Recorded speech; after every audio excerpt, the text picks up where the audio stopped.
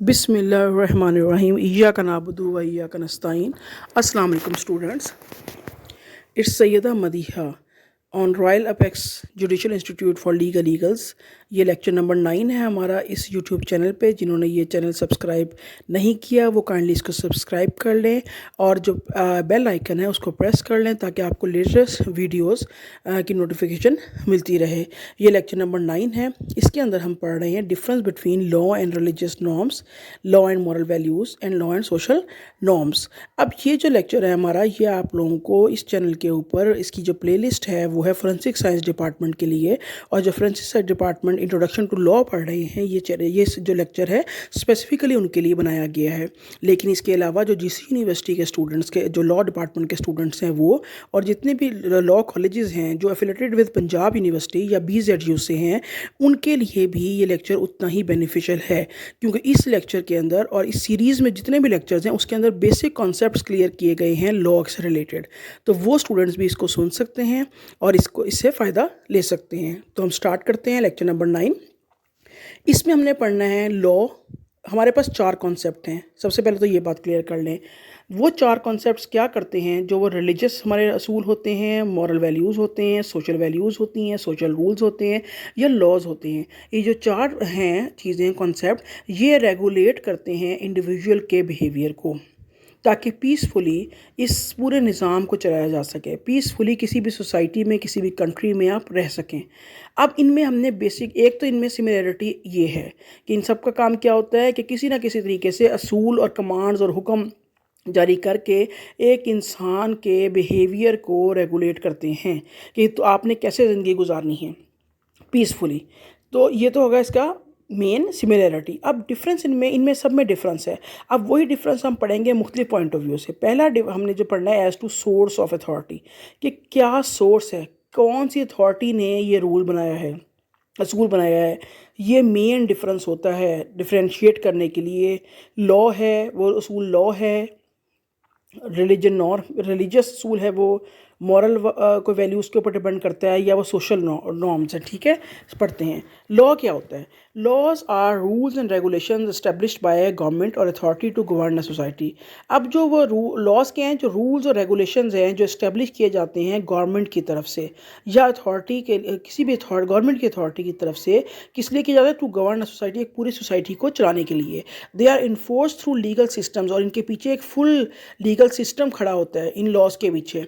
और वो legal system क्या करता है, अगर कोई भी लॉ को ब्रेक करेगा तो उनको पेनल्टीज़ और सैंक्शंस भुगतनी पड़ सकती हैं। ये जो असूल और रेगुलेशन है, इस तरह के जो असूल हैं, जो रूल्स हैं, रेगुलेशन हैं, इनका जिनके सोर्सेज हमने वीडियो नंबर 3, लेक्चर नंबर 3, 4, 5, 6, 7, 8, ये जो हमारे लेक्चर्स हैं, ये सारे सोर्सेज 1 बाय 1 इन डिटेल में सोर्सेज हमने डिस्कस किए हैं।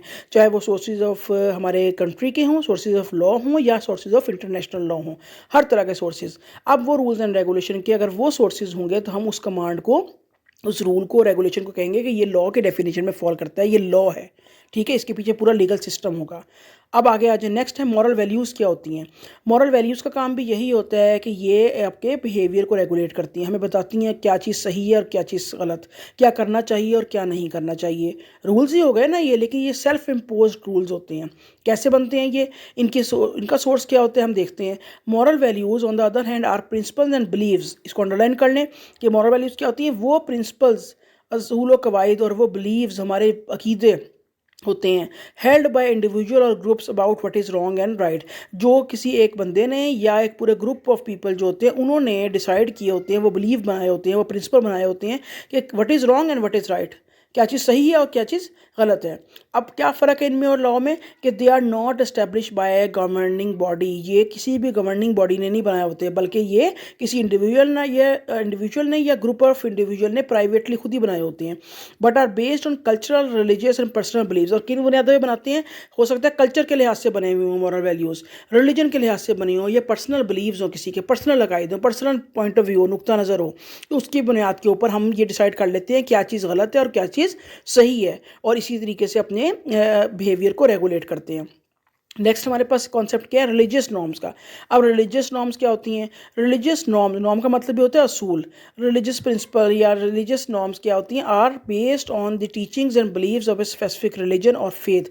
इनमें क्या फ़र्क होता है? ये भी आपके बिहेवियर को, कंडक्ट को रेगुलेट करने के लिए बनते हैं, लेकिन ये कहाँ पर हम मिलते हैं? स्पेसिफिक रिलीजन और फेथ की जो स्पेसिफिक बिलीव्स और टीचिंग्स, तालीमात होती हैं, उन वो इसका सोर्स होती हैं। They are derived from religious text, doctrines and traditions. इनके पीछे कहाँ से ये निकलते हैं? इनका सोर्स क्या होता है? रिलीजियस टेक्स्ट होते हैं। फॉर एग्जांपल अगर इस्लाम रिलीजन, इस्लाम की बात करें तो हमारे जो रिलीजियस बुक है वो है कुरान शरीफ। इसके अलावा हमारे पास रवायात हैं, अहादीस हैं, हमारे सोर्सेज फ़र्क हैं, ठीक है। तो ये जो हमारी जितनी भी रिलीजन नॉर्म्स होंगी या रिलीजियस असूल होंगे, वो उनकी जो रेलिवेंट रिलीजन होगा, जो उनके बड़े जो आपके होते हैं, जैसे हमारे हैं मौलवी हैं, हमारे फ़िक़्ह हैं, फ़िक़्ह के बंदे हैं।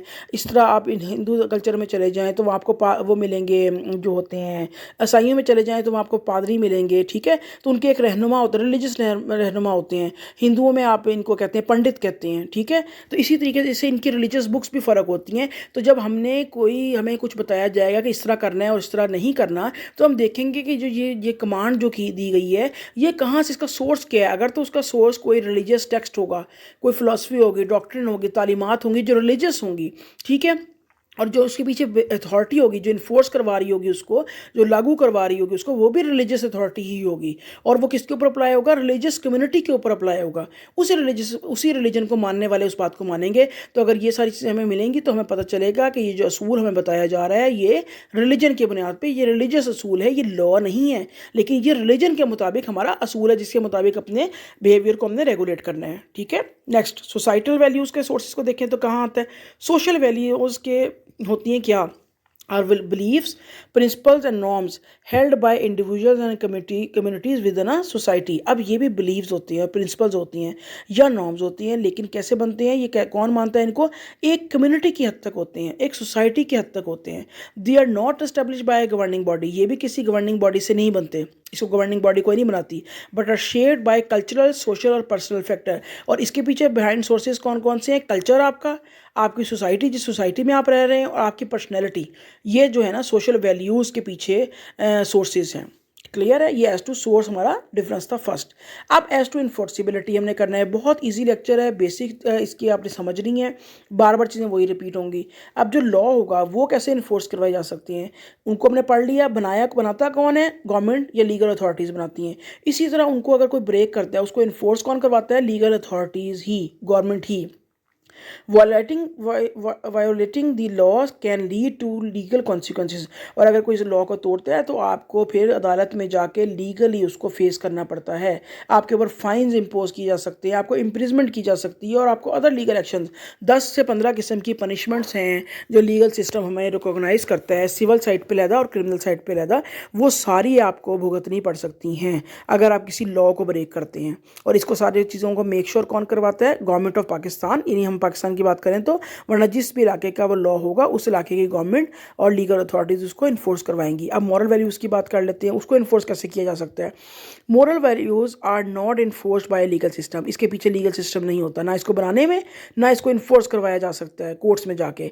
While individuals may face social और personal consequences for not adhering to moral values. अब अगर इसको कोई तोड़ता है, मॉरल वैल्यूज़ की कोई खिलाफ वर्जी करता है, अनएथिकल काम करता है, तो हम उसको, अगर लॉ रिकॉग्नाइज नहीं करता, अगर वो लॉ नहीं है उसके ऊपर, तो हम उसको कोर्ट में नहीं लेके जा सकते। हम लॉ की दी गई कोई भी पनिशमेंट उसको नहीं दिलवा सकते। उसमें हमें क्या चीज़ फेस करनी पड़ती है, हमें क्या रिजल्ट होते हैं उसके पीछे, कि हमें सोशल प्रेशर बर्दाश्त करना पड़ता है।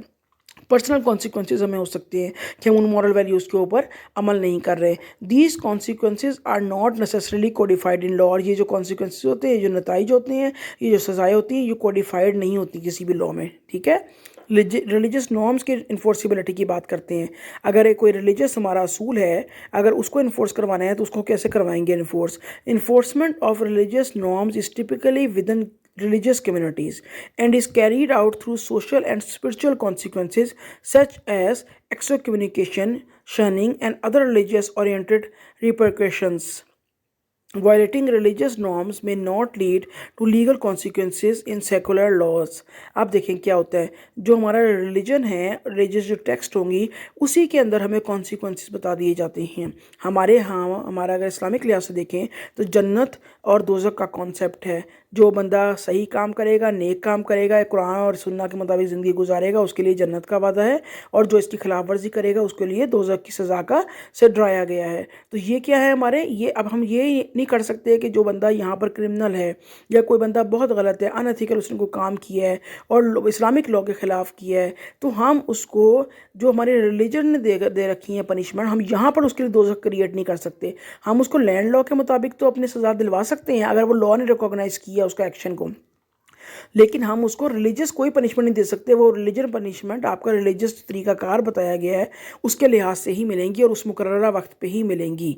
हमारी रिलीजियस नॉर्म की इन्फोर्सिबिलिटी एक हमारा कॉन्सेप्ट है मुसलमानों का कि हम मर जाएंगे तो मरने के बाद हमारे अमाल का जो हमें ना उसके नतीजा में भुगतना पड़ेगा, और उसके बाद इसी तरह जन्नत और दोज़ख का हमारा कॉन्सेप्ट है। ये तो हमारा इस्लामिक कॉन्सेप्ट के लिहाज से। अगर हम हिंदुओं के चले जाएँ तो उनको उनकी बुक्स में भी आपको इसी तरह मिलेगा। अगर आप ईसाइयों की किसी भी रिलीजियस बुक को उठा के आप देखेंगे तो वहाँ पर बाकायदा उसके कॉन्सिक्वेंसेस बताए गए होंगे, उसके नताइज बताए गए होंगे कि अगर आप इस रिलीजन यानी इस असूल को नहीं मानेंगे तो क्या क्या चीज़ें आपको भुगतनी पड़ सकती हैं। ठीक है, इसी तरह कुछ रिलीजियस पनिशमेंट भी होती हैं, कुछ बता दी जाती हैं उन्होंने कि जी हम इसको रिलीजियस पनिशमेंट्स हैं हमारी, अगर कोई हमारे रिलीजन के अंदर ये खिलाफ वर्जी करेगा किसी असूल की तो हम इसको इसे कोड़े मारने की सज़ा है और इस तरह की सज़ाएँ हैं। और जो इस तरह की बेस करेंगी उनको हम कहते हैं कि वो रिलीजियस नॉर्म्स हैं। उसकी वजह से जब हमने रिलीजियस नॉर्म्स की खिलाफ वर्जी की है तो हमें ये सज़ा भुगतनी पड़ रही है। आ गई सोशल वैल्यूज़ को हमें इन्फोर्स कैसे कराते हैं। Social values are not enforceable through the legal system. Social values भी अब आप देख रहे हैं, चाहे वो रिलीजियस नॉर्म्स हैं, चाहे वो सोशल वैल्यूज़ हैं, चाहे वो मॉरल वैल्यूज़ हैं, वो हम इन्फोर्स नहीं करवा रहे लीगल सिस्टम के। मतलब क्या है कि इन सारे चीज़ों के लिए, इन सारी चीज़ों की खिलाफ वर्जी के लिए हम कोर्ट में जाकर दावा दायर नहीं कर सकते, किसी दूसरे बंदे को लायबल नहीं करवा सकते, दूसरे बंदे को पनिशमेंट नहीं दिलवा सकते। While individuals may face social consequences for not adhering to these rules, like disapproval and obstruction, and these consequences are not codified in law। ये जो consequences हैं ये भी codified in law नहीं है, और इसमें क्या होता है, disapproval हो जाती है, यानी कि पूरी की पूरी सोसाइटी उसको उस सोसाइटी से निकाल सकती है। आपको आपके ऊपर सोशल प्रेशर हो सकता है कि आप इस तरह सोसाइटी में ज़िंदगी गुजारें, अगर आप नहीं गुजारेंगे तो हम आपका सोशल बाइकआउट कर देंगे, हम आपसे कोई मिलेंगे नहीं, लेन देन नहीं करेंगे। इसके अलावा अगर हम और ज़्यादा सीवियर इसको लेके चलें तो सोसाइटी में से उस बंदे को निकाल भी दिया जा सकता है। ये आपकी क्या है, ये सोशल कॉन्सिक्वेंसेज हैं। सोसाइटी ही इसको बनाती है, सोसाइटी ही इसको इन्फोर्स करवाती है। इसी तरह रिलीजियस नॉर्म में रिलीजन ही उस लॉ को, उस असूल को बनाता है और रिलीजियस ही उसको इन्फोर्स करवाता है। ठीक है, नेक्स्ट हमारा एप्लीकेबिलिटी के लिहाज से। अब ये एप्लीकेबल कैसे होते हैं, जो लॉ होता है ना, laws are often establish to be universal and apply to everyone within a specific jurisdiction. Pakistan का लॉ है तो पाकिस्तान के हदूद के अंदर रहने वाले हर बंदे के ऊपर वो यूनिवर्सली अप्लाई होगा, कोई छोटा बड़ा लॉ की नज़र में नहीं होगा। कोई लॉ किसी भी चीज़ को, इमोशंस को नहीं देखेगा।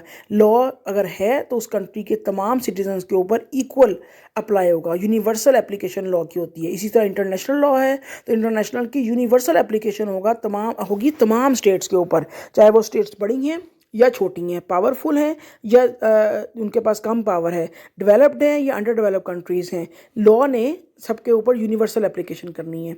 दे are design to create a standardize set of rules for society. और लॉ का बेसिक मकसद ही ये होता है कि एक स्टैंडर्ड सेट कर दें, एक स्टैंडर्डाइज सेट ऑफ रूल्स बनाएं सोसाइटी के बिहेवियर को रेगुलेट करने के लिए। ठीक है, अब इसका डिफरेंस हम पढ़ते हैं। मॉरल वैल्यूज़ का क्या होता है, उसकी एप्लीकेबिलिटी कैसे होती है।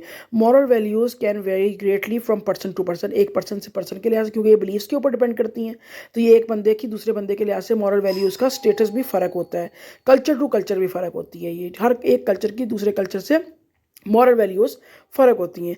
What is considered morally right और wrong can be subjective and is influenced by personal beliefs, cultural norms and societal changes. और ये जो सब्जेक्टिव होता है इसकी यूनिवर्सल एप्लीकेशन नहीं होती। एक कल्चर की या हम जो मॉरल वैल्यूज़ होती है वो तो किसी दूसरे के ऊपर इम्पोज नहीं करवा सकते। एक बंदे की मॉरल वैल्यूज़ के लिहाज से दूसरे की मॉरल वैल्यूज़ को जज नहीं किया जा सकता। ठीक है, नेक्स्ट है religious norms. Religious norms are specific to particular religion. अब ये रिलीजियस नॉर्म्स क्या होंगे, असूल, ये पर्टिकुलर रिलीजन के ऊपर लागू होंगे, पर्टिकुलर कम्युनिटी उस रिलीजन के मानने वालों पे लागू होंगे, इनकी भी यूनिवर्सल एप्लीकेशन नहीं होगी। एक ही फॉर एग्जांपल पाकिस्तान के अंदर आपको मुख्तलिफ रिलीजन मिलेंगे, तो हम ये इम्पोज नहीं कर सकते कि हम अपने इस्लामिक रसूमात अपनी ईद मना रहे हैं तो हम हिंदुओं को भी कहें जी हमारे साथ ईद मनाएं। ठीक है, इसका मतलब है कि ये जो रिलीजियस नॉर्म्स होती हैं इसकी यूनिवर्सल एप्लीकेशन नहीं हो सकती। दूसरी तरफ अगर लॉ के साथ का कंपैरिजन करें तो लॉ में अगर एक मुसलमान किसी बंदे को कत्ल करता है उसको भी फांसी की सज़ा है हमारे लैंड लॉ के मुताबिक, पाकिस्तानी लॉ के मुताबिक, और अगर एक हिंदू कत्ल करता है तो उसको भी सेम सज़ा है। जो भी सज़ाएं लॉ बताएगा, जो भी असूल लॉ बताएगा, उसकी यूनिवर्सल एप्लीकेशन होगी पूरे पाकिस्तान के ऊपर, पूरे मुल्क के ऊपर। लेकिन जो हमारी मॉरल वैल्यूज़ हैं, हमारी सोसाइटी की वैल्यूज़ हैं, हमारी रिलीजियस नॉर्म्स हैं, ये इनकी यूनिवर्सल एप्लीकेशन नहीं होती बल्कि इनकी सब्जेक्टिव एप्लीकेशन होती है। ठीक है, सोशल वैल्यूज़ को पढ़ लेते हैं। Social values are often informal and unwritten. Social values तो होती हैं इनफॉर्मल और अनरिटन होती हैं, ठीक है, जबकि लीगल जो लॉ के जो वैल्यूज़ होती हैं वो हमारी हमेशा कोडिफाइड होती हैं और रिटन होती हैं और तमाम पब्लिक के ऊपर अप्लाई होती हैं। They guide individual behaviour based on shared belief, customs and norms. अब ये सोशल वैल्यूज़ होती हैं हमारे अकायद के ऊपर, कस्टम्स के ऊपर और नॉर्म्स के ऊपर होती हैं और एक ख़ास कम्युनिटी और कल्चर के लिए होंगी। As to change and adaptation, अब इसकी चेंज, अब लॉ के अंदर मॉरल वैल्यूज़ में चेंज कैसे आती है? Law can be change and adopted through a from formal legal process such as legislation. अगर एक लॉ के अंदर चेंज लेके आनी है तो हमें फॉर्मल लीगल प्रोसेस को अडॉप्ट करना पड़ेगा, लेजिस्लेशन करनी पड़ेगी, अमेंडमेंट करनी पड़ेगी। जो पहले वाला लॉ है ये उस लॉ को नल एंड वॉइड भी करार देना है तो हमें प्रॉपर तरीके से करना पड़ेगा। They can evolve over time to reflect shift and needs of the society. ये जो लॉ होते हैं वो सोसाइटी की नीड्स के लिहाज से चेंज होते हैं, इवॉल्व भी होते हैं, लेकिन इनके इवॉल्व होने का, इनके चेंज होने का प्रॉपर एक तरीका है, फॉर्मल लीगल प्रोसेस है और लेजिस्लेशन हमारी जो पार्लियामेंट है वो ही इसको चेंज कर सकती है। इसके अलावा और कोई नहीं कर सकता। इसकी जब तक लॉ इन्फोर्स है, वो लॉ एग्जिस्ट कर रहा है तो वो लॉ सबके ऊपर अप्लाई होगा जब तक कि उसको ख़त्म प्रॉपर तरीके से ना करवाया जाए। मॉरल वैल्यूज़ के कैसे होती है change? Moral values may change over time but often evolve more slowly and are influenced by cultural and generational shifts as well as individual beliefs. अब मॉरल वैल्यूज़ को अंदर जब चेंज होती है इसके अंदर बहुत स्लो चेंज होती है और जो कल्चर जिस तरीके से आपका कल्चर चेंज होता जाता है इस तरीके से आपकी मॉरल वैल्यूज़ भी चेंज होती जाती हैं। और हम कहते हैं ना एक जनरेशन, जो हमारी नई जनरेशन, आने वाली जनरेशन है, उनकी जो थिंकिंग है वो फ़र्क होती है, उनकी पसंद नापसंद फ़र्क होती है, उनकी सेंसिटिविटी फ़र्क होती है, हर चीज़। तो ये क्या है? ये क्योंकि उनकी मॉरल वैल्यूज़ फ़र्क होती हैं और ये हमारे ऊपर डिपेंड करता है कि हम कितनी हद तक मॉरल वैल्यूज़, अपना मॉरल वैल्यूज़, अपना रिलीजन, अपनी सोशल वैल्यूज़, ये हम कितनी हद तक अपनी आने वाली जनरेशन को ट्रांसफ़र करने में कामयाब होते हैं। क्योंकि इसका तरीकाकार शिफ्ट होने का यही है। इसके ऊपर प्रॉपर कोई लेजिस्लेशन नहीं होती, प्रॉपर ये कोई रिटर्न नहीं फॉर्म में होती, ये अनरिटन होती हैं, इनफॉर्मल होती हैं। तो इनके अंदर अगर जो चेंज होती है वो भी बहुत स्लोली होती है और जनरेशन टू जनरेशन ये फ़र्क होती जाती है, चेंज होती जाती हैं। रिलीजियस नॉर्म्स क्या होती हैं? Religious norms are typically more resistance to change. जो रिलीजियस नॉर्म्स होती हैं ये इनमें चेंज की इतनी फ्लेक्सिबिलिटी नहीं होती, सख्त होती हैं। And may based on ancient tradition and secret text, क्योंकि इसके पीछे जो सोर्स होता है वो आपका पुराना जो आपका रिलीजन आपको बुक बता रहा होता है, किताब बता रहा होती है, या टेक्स्ट कोई बता रहा होता है, ट्रेडिशंस बता रही होती है, वो इसका सोर्स होता है रिलीजियस नॉर्म्स का। क्योंकि वो पहले के वक्तों से शुरू से आपके ऊपर इन्फोर्स की जाती हैं, बनाई जाती हैं आपके लिए, तो इसलिए वो फिर उसके अंदर चेंज करना मुश्किल है। क्यों? क्योंकि ये गॉड मेड लॉ है। अगर गॉड के कॉन्सेप्ट को आप लेके जाएँ तो ये गॉड मेड लॉज होता है। रिलीजन हमेशा ही गॉड की तरफ से बनाए हुए लॉज होते हैं, गॉड मेड असूल होते हैं। तो जब वो गॉड मेड असूल होते हैं रिलीजियस टेक्स्ट वगैरह, तो वो फिर उनके अंदर चेंज करना एक आम इंसानों के बस की बात नहीं है।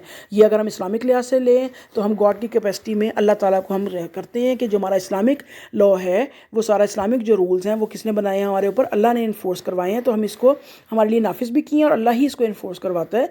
तो हम इसके अंदर चेंज नहीं कर सकते। जिस तरीके हमें समझ आए या ना आए, हमने एज इट इज़ जो हमारा इस्लामिक लॉ है, इस्लामिक असूल है, हमने उसके ऊपर अमल करना है।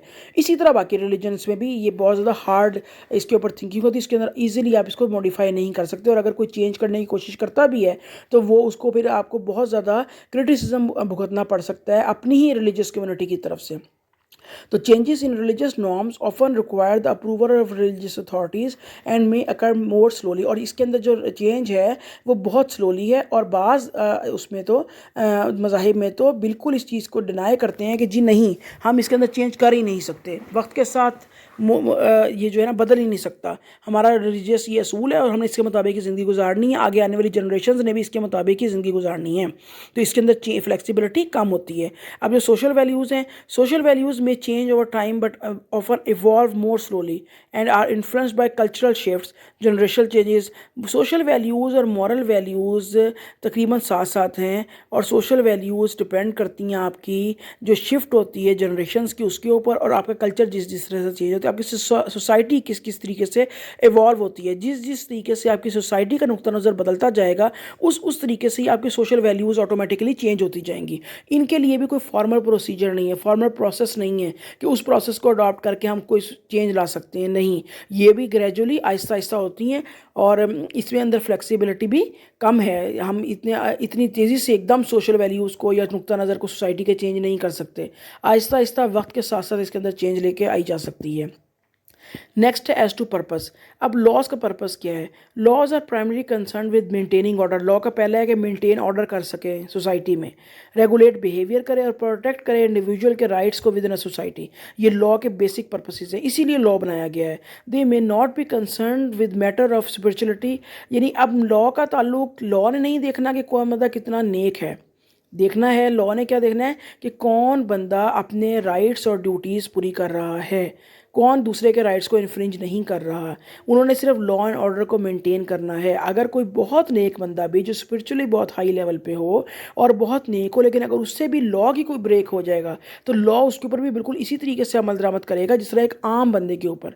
इसी तरह बहुत कोई जो क्रिमिनल बंदा है जो आपका यानी कि जो बहुत ज़्यादा स्पिरिचुअली इतने हाई लेवल पे नहीं है, हो सकता है कि वो लॉ के मुताबिक ज़रूर ज़िंदगी गुजार रहा हो, ठीक है। तो लॉ ने ये देखना है कि लॉ ब्रेक हुआ है कि नहीं, ये नहीं देखना किसने ब्रेक किया है। अगर कोई भी ब्रेक करेगा, चाहे वो आपका स्पिरिचुअली हाई लेवल का बंदा हो या स्पिरिचुअली लो लेवल के ऊपर होगा, अगर लॉ ब्रेक की है दोनों ने तो दोनों को एक जैसे सजाएं भुगतनी पड़ेंगी, क्योंकि लॉ का basic purpose maintain order, law and order situation है और रेगुलेट बिहेवियर है और प्रोटेक्ट करना है इंडिविजुअल के राइट्स को। अब रिलीजियस लिहाज से अगर हम देखें तो religious norms are often centered around matters of faith और जो मोरालिटी और स्पिरिचुअलिटी। रिलीजियस नॉर्म्स किसके इर्द गिर्द राउंड करते हैं, उनका पर्पस क्या होता है? आपके फेथ को बताना, आपको ज़िंदगी में दुनिया में ज़िंदगी गुजारने का तरीक़ाकार बताना और आपका फेथ डेवलप करना, आपकी स्पिरिचुअलिटी आप कितने आए, तकवा आपका अंदर क्रिएट करना, ये हमारे रिलीजियस नॉर्म्स का मकसद होता है। और मोरालिटी, अब ये थोड़ा सा फ़र्क ये है हमारे, क्योंकि एज ए इस्लामिक स्टूडेंट हम अगर हम देखें एज ए इस्लाम तो देखें तो इस्लाम जो हमारा रिलीजन है ये वो वाहिद रिलीजन है जो बिल्कुल हमें इस्लामिक लॉ का कॉन्सेप्ट देता है, शरीयत का कॉन्सेप्ट देता है। वरना आम जो रिलीजन है वो सिर्फ इबादत करने के तरीक़ाकार बताते हैं हमें, ठीक है, जो और रिलीजन है, और इसलिए उनको कहते हैं कि उनका काम सिर्फ ये होता है कि आपके अंदर इबादत के तरीके बताएं, आपके अंदर फेथ क्रिएट करें, आपको स्पिरिचुअलिटी और मोरालिटी के लिहाज से आपके असूलों को आपको बता दिए जाएं और आप उसके मुताबिक ज़िंदगी गुजारें, बस उनका काम ये है। सिर्फ जो इस्लाम है वो ये वाहिद रिलीजन है जो हमें इबादत का कॉन्सेप्ट भी देता है और उसके बाद हर चीज़ के बारे में इस दुनिया में जो भी मैटर्स अराइज हो रहे हैं, अब हो रहे हैं या आने वाली जनरेशन्स में होंगे, उन सब के लिए लॉ भी इस्लामिक लॉ भी प्रोवाइड करता है। इसलिए जो हमारा लॉ है, वो हमारा जो रिलीजन है वो एक तरह का लॉ भी है। ये थोड़ी सी कॉम्प्लिकेटेड सी चीज़ है। अब इस वक्त जो हम डिफरेंस पढ़ रहे हैं वो आम जो रिलीजन है उसके लिहाज से आपका डिफरेंस पढ़ रहे हैं, ताकि आपको पता चले कि रिलीजियस वैल्यूज़ में और लॉ में क्या फ़र्क है। लेकिन जब हम अपने रिलीजन के साथ इसका कंपैरिजन करते हैं, इस्लामिक जो इस्लाम है उसके लिहाज से करते हैं, तो वहाँ पर सिमिलरिटीज़ आपको बहुत ज़्यादा मिलेंगी उसको लॉ के ज़रिए साथ, क्योंकि हमारा जो रिलीजन है वो एक पूरा फुल फ्लेज लीगल सिस्टम है, कोडिफाइड है, पूरा कोड है। जो कुरान शरीफ है ना वो पूरा कोड है। वो कोड क्या है कि इस दुनिया में हमने ज़िंदगी कैसे गुजारनी है, उसके लिए रूल्स एंड रेगुलेशंस बताई गई हैं, उसके लिए सज़ाएं बताई गई हैं। इवन यहाँ पर इस दुनिया में भी सज़ाएं इम्पोज करने, इस्लामिक सज़ाएं बताई गई हैं कि आपने कैसे इम्पोज करनी है, किस तरीके से इसको इस्लामिक शरीयत को नाफिज करना है, ठीक है। तो क्या है, वैसे अगर जनरल रिलीजन्स की बात करें तो वहाँ पर उनका ये काम नहीं होता, उनका काम सिर्फ इबादत की हद तक होता है। वो रिलीजियस जो किताबें होती हैं वो भी इबादत की हद तक ही होती हैं। They guide believers in their relationships and divine and their conduct based on religious principles. और तमाम जो मैटर्स होते हैं ना हमारे जो हमारे रिलेशनशिप्स को रेगुलेट करते हैं, फॉर एग्जांपल शादी का कानून है, शादी कैसे करनी है, किस उम्र में करनी है, कैसे कौन करवाएगा, शादी के रस्म व रिवाज हैं, ये सारे हर कल्चर टू कल्चर और हर रिलीजन टू रिलीजन आपके फ़र्क होते हैं। मॉरल वैल्यूज़ को अगर हम देखें, अब मॉरल वैल्यूज़ और हमने पर्पस देखना है मॉरल वैल्यूज़ का क्या है जी।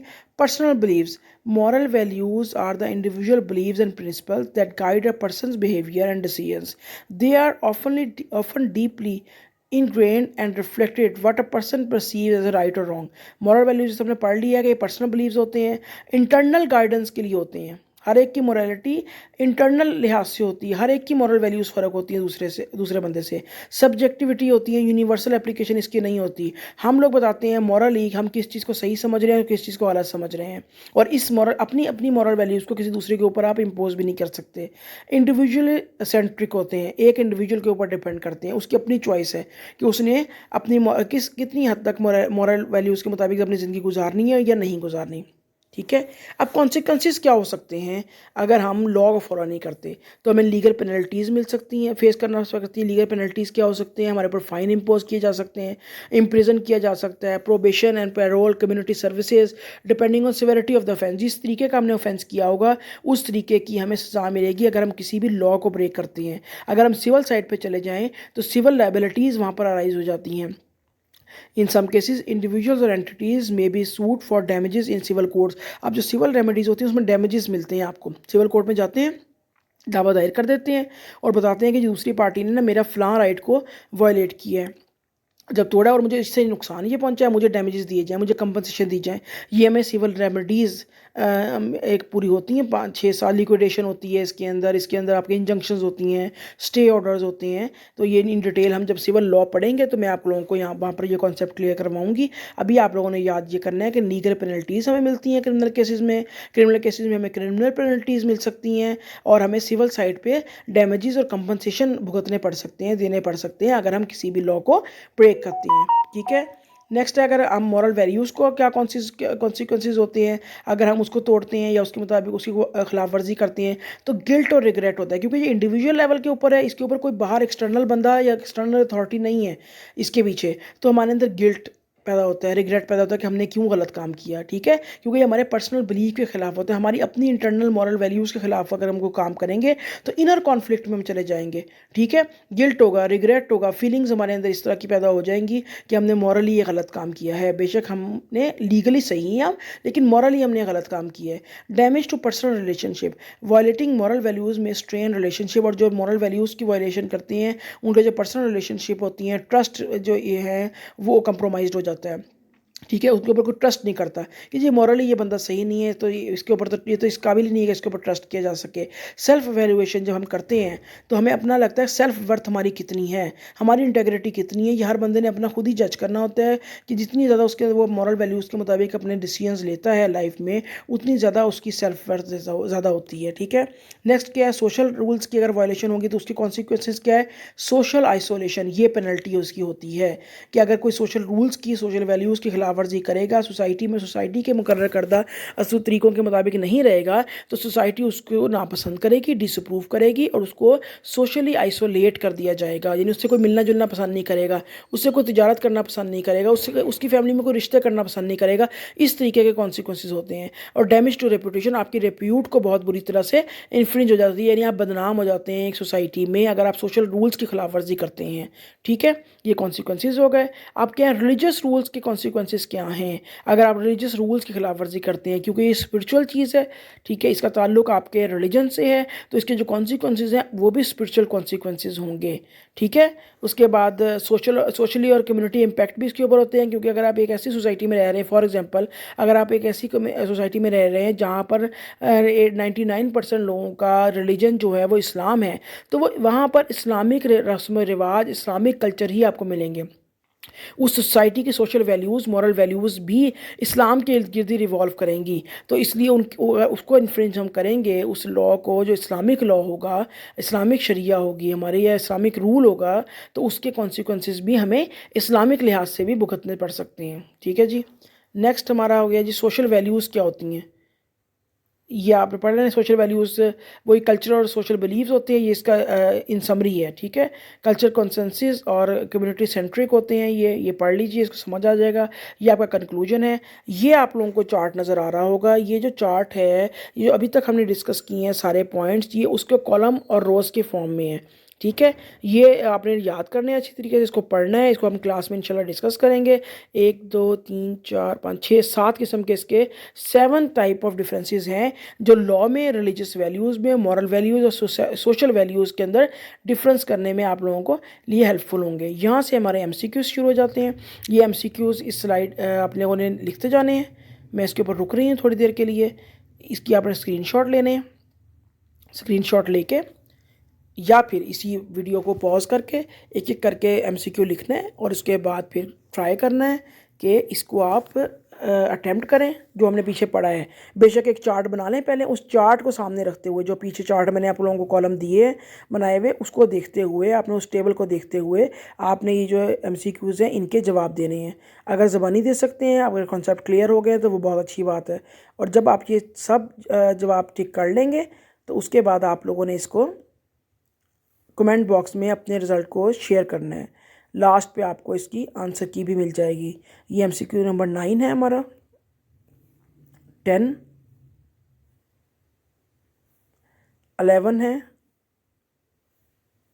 और 12 एमसीक्यूज़ हैं इस लेक्चर के, और ये आपकी आंसर की है।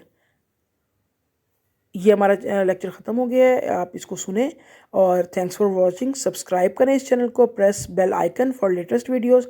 कमेंट करें अपना रिज़ल्ट वीडियो, इसी वीडियो के जो कमेंट बॉक्स है उसके अंदर आप लोगों ने अपना रिज़ल्ट विद नेम और रोल नंबर शेयर करना है। ठीक है, और इस वीडियो को अपनी बाकी क्लास के साथ और वो तमाम स्टूडेंट्स जो लॉ की बेसिक अंडरस्टैंडिंग अपनी क्लियर करना चाहते हैं, वो जो है इसको उनके साथ आप ये शेयर करें। Thank you. अल्लाह हाफिज़।